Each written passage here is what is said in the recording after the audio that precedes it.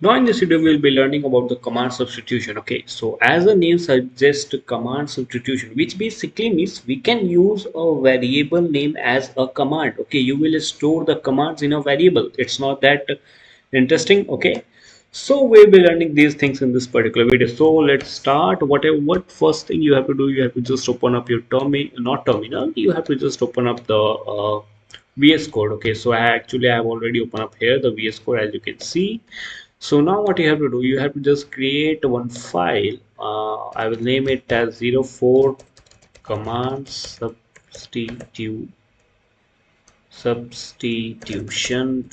Okay, I hope his spelling is correct. Yeah, it's correct.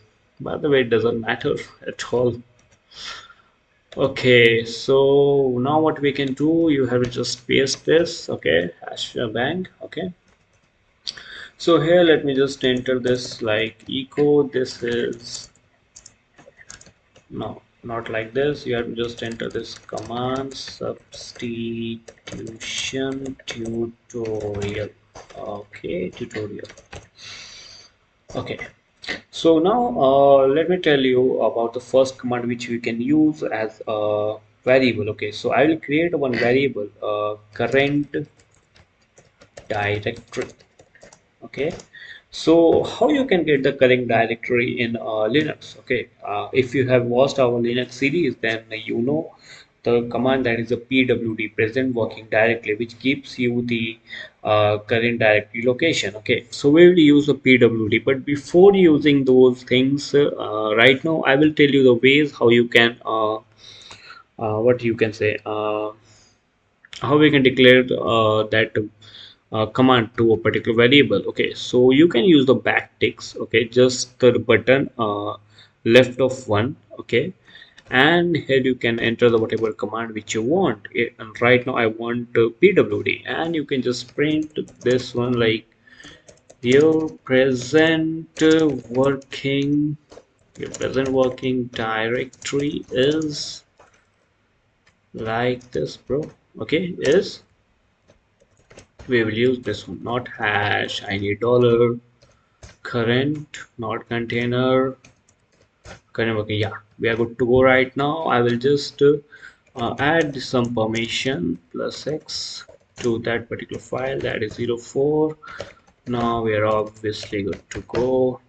Oh, I think something, yeah. So here you can see we have done some silly mistake, like we don't have to give the space here. If we'll give a space, then it will give you the error command not found. Okay, again I think command substitution tutorial 04 line 6 home i6 or no such file or directory. Wait a minute, you will need to do like this, guys. Okay, so let me just clear the screen. Yeah, we are good to go. Here you can see the your present working directory is this one, home I desktop service scripting tutorial. Okay, so in this way you can use this particular thing like okay. So now the next method is how you can do it. So the next method is like this. I will just copy it and comment it comment this line, and I will use this like this.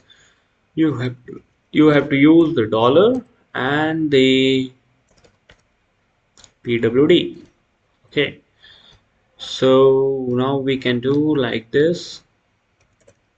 Clear the screen, hit the command, and here you are good to go, guys. Here you can see the present working directory. Okay, now moving forward, suppose you want to create one file. So new file, I will create the name a new file, and I will use the backtick. I will use this command cat. I need hello.txt. Suppose in this case I want hello.txt. So I will use this one like here, and I will use echo dollar new file, control C, not C, control S to save, clear the screen. So here you can see hello.txt has been created, and I will write hello.txt has been created from command substitution tutorial. Okay, tutorial. Control D to save. Okay, so here you can see the same text.